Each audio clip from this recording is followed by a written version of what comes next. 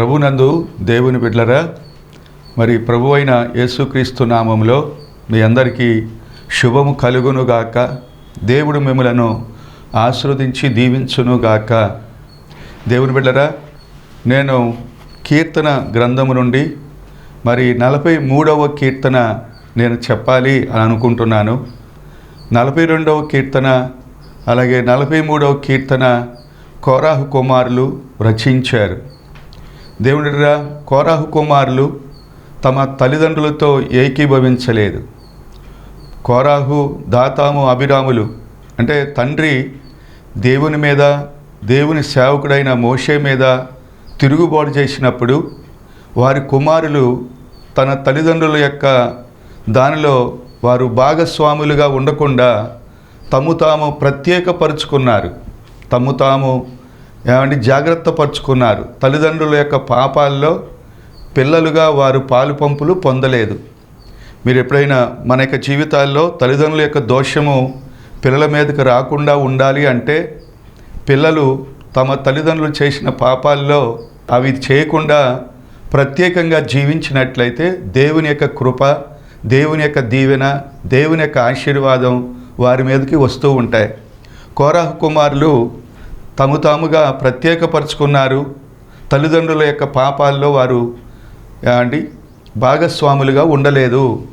దేవునిరా, కోరాహు కుమారులు పాటల ద్వారా దేవుని ఎక్కువగా స్తుతించినట్లుగా మనం చూస్తాము.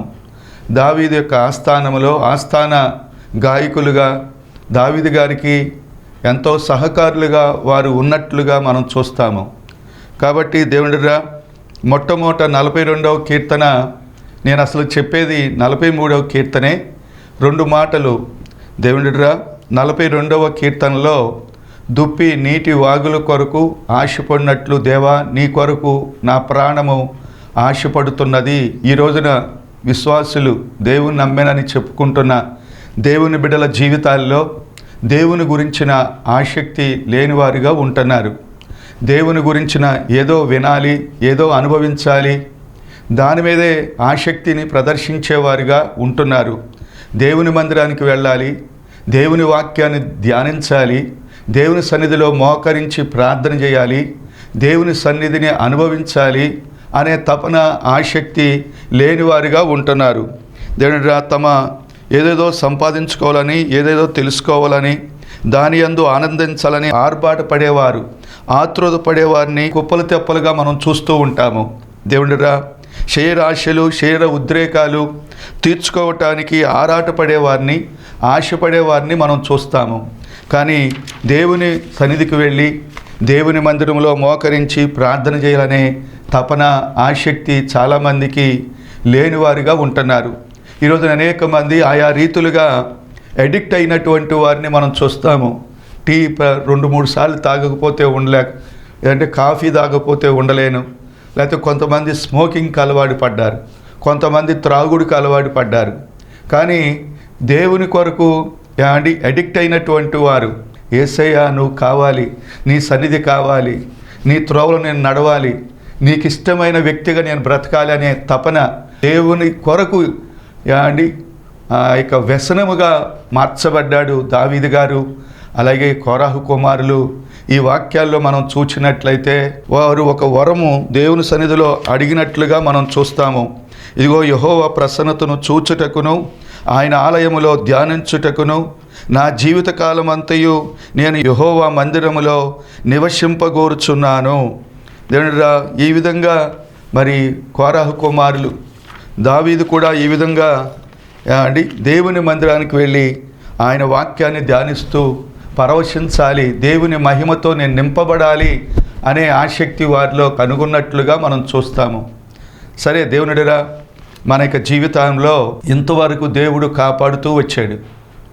మనం ఎంతగానో దేవునికి కృతజ్ఞతాస్తుతులు చెల్లించాలి. మన దేవుడు, మనం ఆరాధిస్తున్న దేవుడు కార్యాలు చేసేవాడే కాకుండా నీ నుండి కృతజ్ఞత కొరకు ఆయన ఎదురు చూస్తున్నాడు అనే మాట మర్చిపోవద్దు. ఎందుకంటే మరి 10 మంది కుష్ఠరోగులు, అయ్యా నీకు ఇష్టమైతే మమ్మల్ని బాగు చేయమన్నప్పుడు మీరు ఊర్లోకి వెళ్ళి యాజకుని కనపరుచుకోండి, మీరు శుద్ధులవుతారు అని చెప్పినప్పుడు వెళ్తూ ఉండగానే ఆ 10 మంది శుద్ధులయ్యారు. కానీ ఒక్క వ్యక్తి స్వస్థపరచబడి యేసయ్య దగ్గరకు వచ్చి గొప్ప శబ్దముతో అతడు కృతజ్ఞతాస్తుతులు చెల్లించినట్లుగా మనం చూస్తాము. మరి ఆ 90 ఎక్కడ, వారు శుద్ధి చేయబడలేదా అని అడుగుతాడు. మీరు గమనించారా? 90 ఎక్కడ? దీన్ని బట్టి మనం చూస్తే మనం వెంబడిస్తున్న దేవుడు కార్యాలు చేసేవాడే కాకుండా నీ నుండి కృతజ్ఞతను కోరుకుంటున్నాడు, కృతజ్ఞత కొరకు ఎదురు చూస్తున్నాడు. అందుకే పౌలు గారు మరి తెస్సలోనిక సంఘానికి వ్రాస్తూ, మీరు ప్రతి విషయంలో మీరు కృతజ్ఞతాస్తుతులు చెల్లించండి, ఆ విధంగా చేయటం దేవుని చిత్తము అంటాడు. మీరు గమనించారా? దేవుని చిత్తము ఏంటయ్యా అంటే నువ్వు దేవుణ్ణి స్తుతించాలి, దేవుడు చేసిన మేళ్లను నువ్వు మర్చిపోకూడదు. ప్రతి ఉదయము, మధ్యాహ్నము, సాయంకాలం దావీదును హెచ్చించింది ఏంటంటే కృతజ్ఞత జీవితము, విరిగి నలిగిన హృదయము. దేవుడు అలాగే కోరహు కుమారులు కూడా దేవుని స్తుతించేవారిగా ఉన్నారు. ఎందుకంటే తన తండ్రి ఆ విధంగా మారిపోతే పిల్లలు ఆ స్థితి నుంచి వారిని విడిపించినందుకు వారు కృతజ్ఞత కలిగిన వారిగా బ్రతికారు. దేవునిరా ప్రతి విషయంలో కూడా అదే స్తుతించటంలో మనం అభివృద్ధి పొందాలి. ఏదో 1-2 వచనాలే స్తుతి వచనాలు పలుకుతున్నావేమో, ప్రతి విషయంలో మనం కృతజ్ఞత వచనము మనము పలకాలి. ఎందుకంటే మనము జీవిస్తున్నాము అంటే ప్రమాదకరమైన దినాల్లో మనం ఉంటున్నాము. అనేక రకాలైన వ్యాధులతో పీడించబడుతున్న వారు ఉన్నారు. కానీ అలాంటి విధంగా దేవుడిని చేయకుండా అనుదినము నిన్ను పోషిస్తూ కాపాడుతూ ఆరోగ్యకరంగా నిలబెట్టిన దేవునికి నువ్వెంతగానో కృతజ్ఞతాస్తుతులు చెల్లించాలి. దేవుని 43వ కీర్తన 1వ వచనాన్ని చదువుతున్నాను. దేవా, నాకు న్యాయము తీర్చుము, భక్తి లేని జనముతో నా పక్షమున వ్యాజ్యమాడుము. కపటము కలిగి దౌర్జన్యము చేయువారి చేతుల నుండి నీవు నన్ను విడిపించుము. ఇక్కడ దేవుని వాక్యంలో మనము చూచినట్లయితే వారు సహాయం కొరకు కోరాహు కుమారులు దేవుని సన్నిధిలో ప్రార్థిస్తున్నట్లుగా మనం చూస్తాము. ఏం ప్రార్థన అయ్యా అంటే మమ్మల్ని విడిపించేవారు కావాలి. దేవుని సహాయము, వారికి న్యాయము తీర్చబడాలి, వారి పక్షమున వ్యాజ్యం చేసేవారు ఒకరు కావాలి, దౌర్జన్యము చేసేవారి చేతుల నుండి విడిపించేవారు కావాలి. మన జీవితంలో కూడా దేవుని సహాయాన్ని కొరకు మనము ప్రార్థన చేయాలి. నీకున్నటువంటి అనారోగ్యత కొరకై, అప్పుల సమస్య కొరకై, లేకపోతే బిడ్డల వివాహం కొరకై, నీ జీవితంలో నువ్వు అన్యాయం చేయబడ్డావా, న్యాయం కొరకు దేవుని తట్టు చేతులెత్తు. నువ్వు బంధించబడ్డావా, విడుదల కొరకు దేవుని సహాయం కొరకు నువ్వు ప్రార్థన చేయి. మన దేవుడు ఎవరు అంటే ఆయన సహాయం చేసేవాడు. తండ్రి అయిన దేవుడు, కుమారుడైన దేవుడు, పరిశుద్ధాత్మ దేవుడు, ఈ ముగ్గురు సహాయం చేసేవారే. ఎప్పుడైనా ఎక్కడైనా నువ్వు గనక మొరపెడితే, ఆపత్కాలంలో నువ్వు మొరపెడితే నీకు సహాయం చేయటానికి ఆయన సిద్ధంగా ఉన్నాడు. కొండల తట్టు నా కళ్ళెత్తుచున్నాను, నాకు సహాయం ఎక్కడి నుండి వచ్చును, యెహోవా వల్లనే నాకు సహాయము కలుగును. మీరు గమనించారా? పైనుండి వచ్చుద్ది నీకు సహాయం. కీర్తన 54:4 వచ్చును, ఇదిగో దేవుడే నాకు సహాయకుడు, ప్రభువే నా ప్రాణమును ఆదరించువాడు. దేవుడు సహాయం చేసేవాడు అనే మాట ప్రాముఖ్యంగా మన జీవితాల్లో దేవుని తట్టు చేతులెత్తితే తప్పకుండా దేవుడు నీకు సహాయం చేస్తాడు. కోరహు కుమారులు మరి 43వ కీర్తన 1వ వచనములో వారు నాకు న్యాయం చేసేవారు కావాలి, మేము బంధించబడ్డాం, మమ్మల్ని విడిపించేవారు కావాలి, ఇదిగో మాకు సహాయం చేసేవారు కావాలని వారు ప్రార్థిస్తున్నట్లుగా మనం చూస్తాము. మాకు ఒక మాట, ఆశ మరి భక్తిపరుడే ప్రారంభంలో.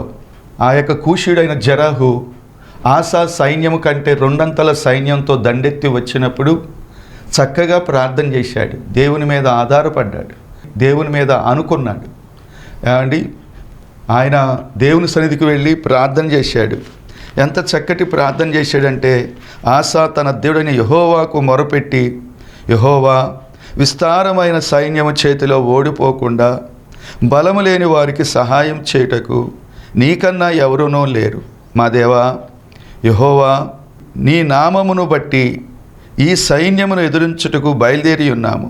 యెహోవా, నీవే మా దేవుడవు, నరమాత్రులను నీ పైన జయమొందనీయకుము అని ప్రార్థించగా, దేవుడు 1000 మంది దండెత్తి వచ్చినప్పుడు ఏమాత్రమో బెదరకుండా దేవుని సహాయం కొరకు ప్రార్థించినప్పుడు దేవుడే ఆశాపక్షంగా యుద్ధం చేశాడు, గొప్ప విజయాన్ని ఇచ్చాడు.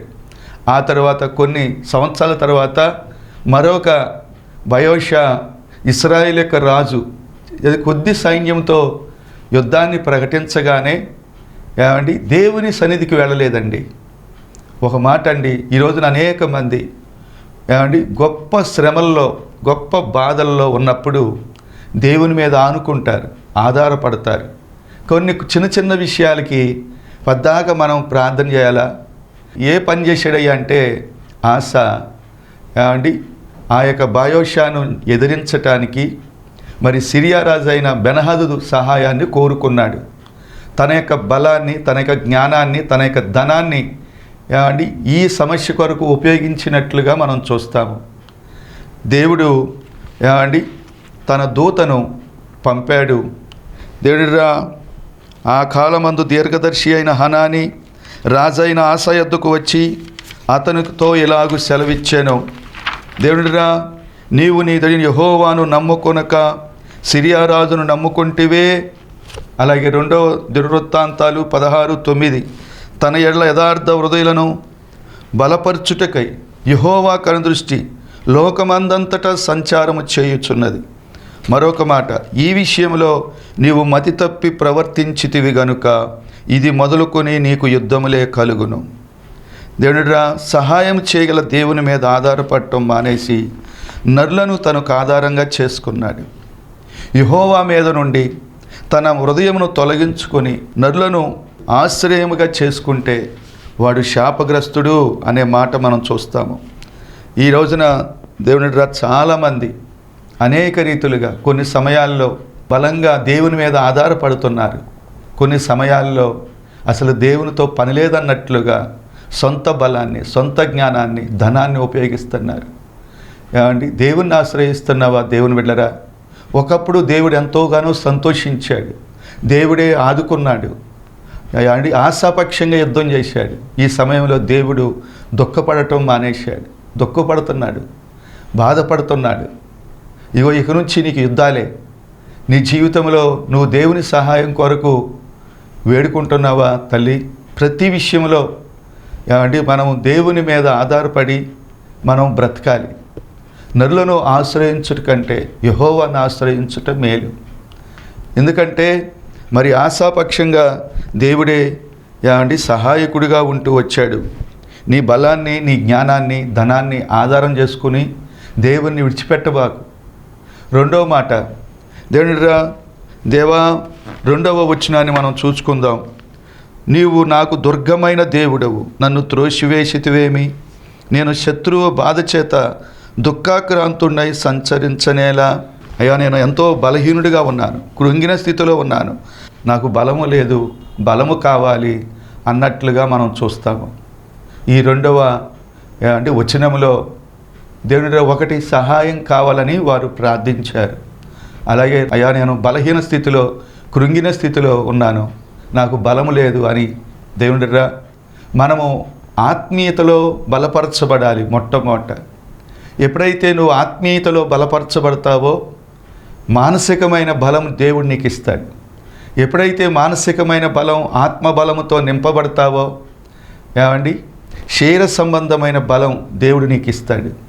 బలం ఎప్పుడు వచ్చుదయ్యా అంటే మన యొక్క జీవితాల్లో ఒక మాట ఏమండి దానియేలు గ్రంథము 11వ అధ్యాయము 32వ వచనము, తమ దేవుణ్ణి ఎరుగువారు బలము కలిగి గొప్ప కార్యాలు చేస్తారు.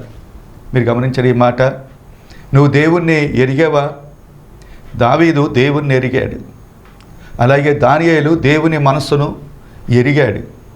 కాబట్టే దేవుణ్ణి ఎరుగువారు బలము కలిగి గొప్ప కార్యాలు చేస్తాడు దానియేలు ద్వారా. ఏమంటే దానియేలు దేవుడే గొప్ప దేవుడు. షడ్రకు, మిషకు, అబేద్నెగోలు ఏమంటే వారు దేవుణ్ణి ఎరిగారు. మా దేవుడు సజీవుడు, ఏమండి దేవుని యొక్క శక్తిని వారు గుర్తించి విశ్వాసంలో దేవుణ్ణి ఎరిగారు. తమ దేవుణ్ణి ఎరుగు వారు బలము కలిగి గొప్ప కార్యాలు చేస్తారు. అగ్నిగుండము నుండి తప్పించబడ్డారు. ఏమండి దావీదు విషయంలో కూడా దావీదు దేవుడే గొప్ప దేవుడు. దేవునిరా నీ ద్వారా దేవుని నామము మహిమపరచబడాలి అంటే నువ్వు దేవుణ్ణి సరైన రీతిగా నువ్వు అర్థం చేసుకోవాలి. ఆయన ఎరిగిన వ్యక్తిగా నువ్వు ఉండాలి.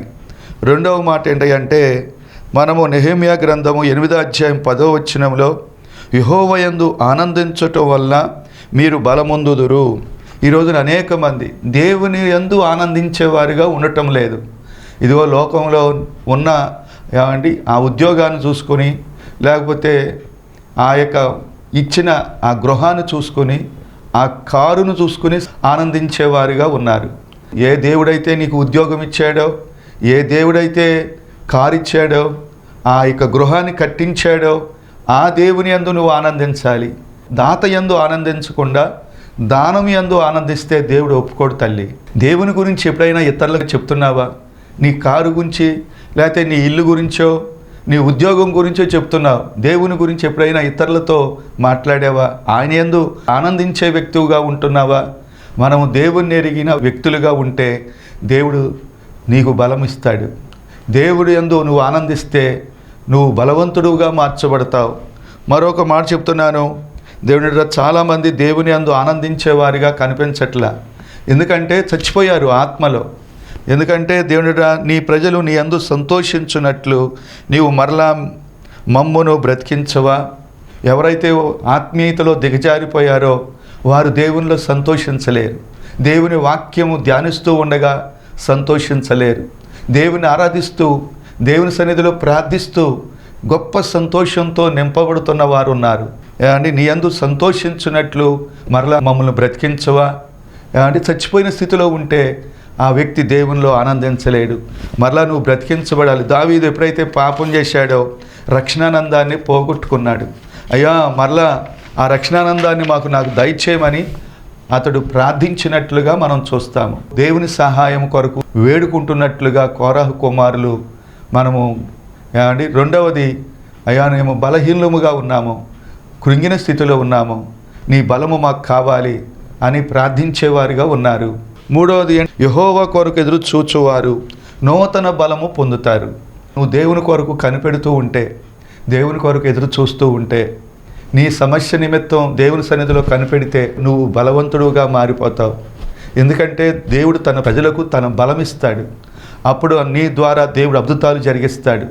మొట్టమొదటి ఇచ్చేది బలము, ఆ తర్వాత సమాధానం.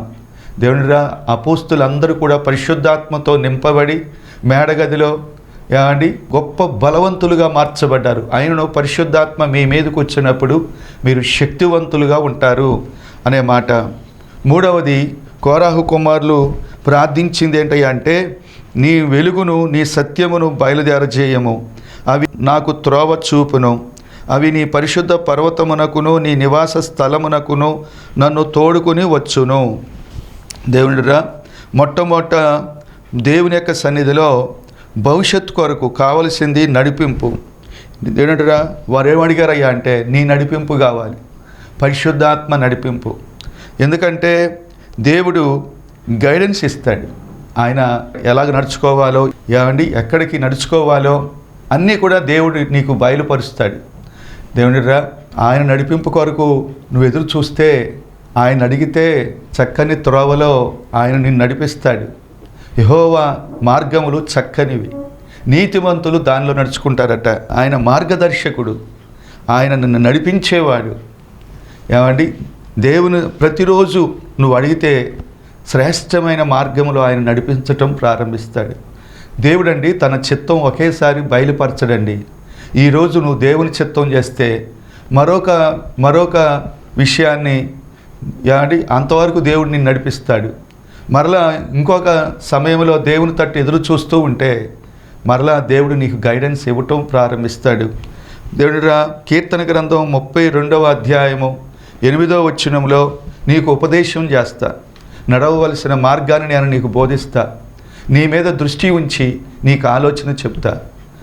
దేవుడు నీకు ఉపదేశం చేస్తా, నడవవలసిన మార్గాన్ని నీకు బోధిస్తా, నీ మీద దృష్టి పెట్టి నీకు ఆలోచన చెప్తా. ఎంత చక్కటి మాట! ఇది వాగ్దానం అండి. మనం ఆయన తట్టు కనిపెడితే, ఆయన తట్టు ఎదురు చూస్తే దేవుడు నీకు గైడెన్స్ ఇవ్వటం ప్రారంభిస్తాడు, నీ మీద దృష్టి పెడతాడు, నీకు ఆలోచన చెప్తాడు. మీరు గమనించారా? దేవుని యెషయా గ్రంథం 30వ అధ్యాయం 21వ వచనములో, మీరు కుడి తట్టైనను ఎడమ తట్టైనను తిరిగినను ఇదే త్రోవ, దీనిలో నడువుడి అని నీ వెనక నుండి ఒక శబ్దము నీ చెవులకు వినబడును. ఇదే మార్గము, దీ మార్గము నడవండి అని దేవుడు నీకు బోధిస్తాడట. మీరు గమనించారా? వివాహ విషయంలో, సరి అయిన జీవితంలో మంచి నిర్ణయాలు తీసుకోవలసి వచ్చినప్పుడు ఎవరితో వివాహం జరిపించాలి, లేకపోతే ఏ కాలేజీలో నువ్వు చదువుకోవాలి, ఏ సబ్జెక్ట్ తీసుకోవాలి, ఎక్కడ ఉద్యోగం చేయాలి, ఎక్కడ వ్యాపారం చేయాలి అని 3 రోడ్ల కోడలిలో జంక్షన్ దగ్గర నువ్వు నిలిచిపోయావేమో. దేవుడు గైడెన్స్ కావాలని నువ్వు ఎదురు చూస్తూ ఉంటే 4 రోడ్ల జంక్షన్లో నువ్వు ఆగిపోయావేమో. కుడికి వెళ్ళాలా, ఎడమకి వెళ్ళాలా, ఎదురుగా వెళ్ళాలా నీకు తెలియట్లేదేమో. దేవుని దగ్గర విచారణ చేయి, దేవుడు నీ మీద దృష్టి పెట్టి నీకు ఆలోచన చెప్తాడు. రెండవది, ఇదే త్రోవ, దీనిలో నడువుడి అని నీ వెనక నుండి ఒక శబ్దము నీ చెవులలోనికి వినబడటం ప్రారంభమవుద్ది. మీరు ఆ యొక్క పౌలు గారు మాసిదోనియా ప్రాంతానికి సువార్తకు వెళ్ళేటప్పుడు ఎలా వెళ్ళాడు? దైవ దర్శనం ద్వారా వెళ్ళాడు. ఒక మాసిదోనియా ఒక యవనస్తుడు తన్ను ఆహ్వానిస్తున్నట్లుగా దర్శనము పొందాడు. ఆ విధంగా వెళ్ళటం వల్ల గొప్ప సేవ పౌలు శీలల ద్వారా దేవుడు జరిగించాడు. తండ్రి, నీ జీవితంలో నీ బిడ్డల వివాహాల్లో మంచి నిర్ణయాలు తీసుకోవలసి వచ్చినప్పుడు, నువ్వు మంచి నిర్ణయాలు తీసుకోవాలి అంటే దేవుడు గైడ్ చేయాలి. దేవుని చిత్తానుసారంగా నువ్వు అడుగులు వేస్తే మంచి ఫలితాలు నువ్వు పొందగలవు. ఈరోజునండి వివాహ విషయంలో చాలా గందరగోళంగా ఉంటున్నాయి. దేవుని చిత్తము లేని వివాహాలు, లేకపోతే దేవుని చిత్తానుసారంగా లేని వివాహాల్లో ఈరోజున అనేక మంది పాలుపంపులు పొందుతున్నారు. కాబట్టే వివాహాల్లో మేలు కలగట్లేదు. కాబట్టి దేవుని చిత్తము మన జీవితాల్లో జరగాలి అనేది మనము నిర్ణయించబడాలి. దేవుడిరా, 1 సమూయేలు గ్రంథము 2వ సమూయేలు గ్రంథాన్ని మనం పరిశీలన చేస్తే, రాజు అంటే దావీదు రాజు దాదాపు 8 సార్లు దేవుని యొద్ద విచారణ చేశాడు. ప్రభువా, ఎటు వెళ్ళమంటావు, ఏం చేయమంటావు అని దేవుని దగ్గర విచారణ చేసి దేవుని దగ్గర అతడు జవాబు పొందినట్లుగా, దేవుని నడిపింపు కొరకు అడిగి దేవుని దగ్గర తెలుసుకున్నట్లుగా మనం చూస్తాము. దావీదు తన జ్ఞానాన్ని, తన యొక్క బలాన్ని, తన ధనాన్ని ఆధారం చేసుకోలేదు, దేవుని మీద ఆధారపడ్డాడు అనే మాట.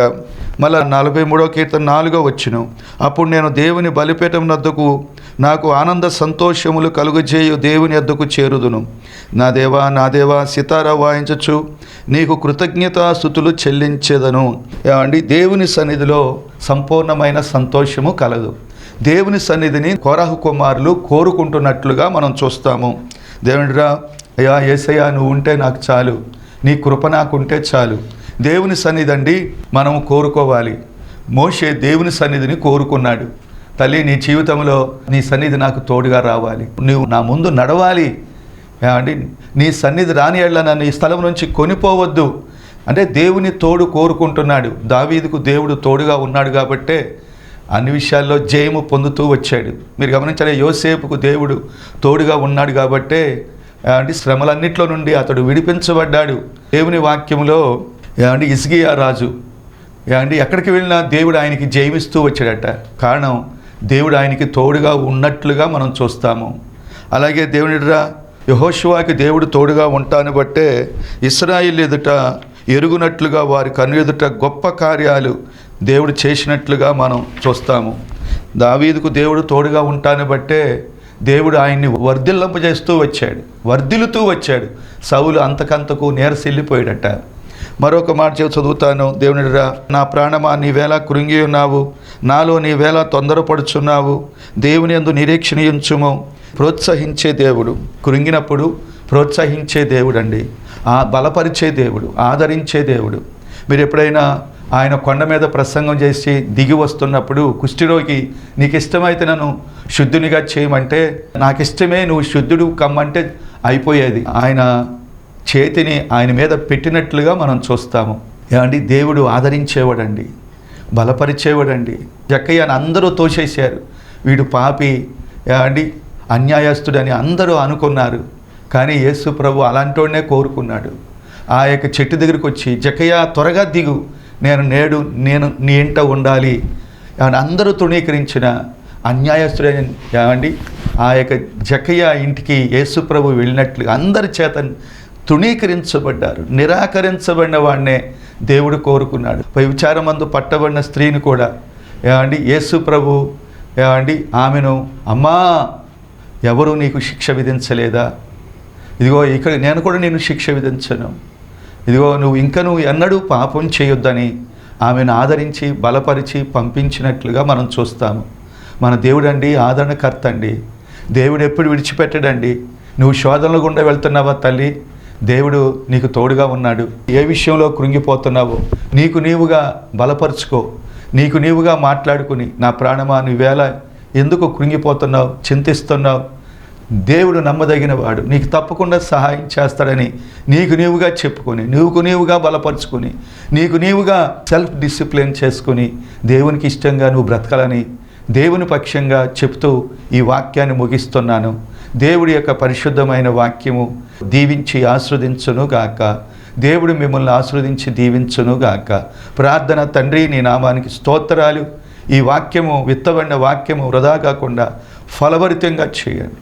ఎవరైతే నీ వాక్యం విన్నారో వారు బలపరచబడునుగాక, వారి జీవితాల్లో గొప్ప కార్యాలు జరుగునుగాక అని ప్రార్థిస్తూ నా ప్రార్థన ముద్ర వేయమని యేసు నామమున అడుగుచున్నాను తండ్రి. ఆమేన్. తండ్రి, కుమార, పరిశుద్ధాత్మ దేవుని యొక్క సన్నిధి మీ అందరికీ తోడై ఉండునుగాక. ఆమేన్. ఆమేన్.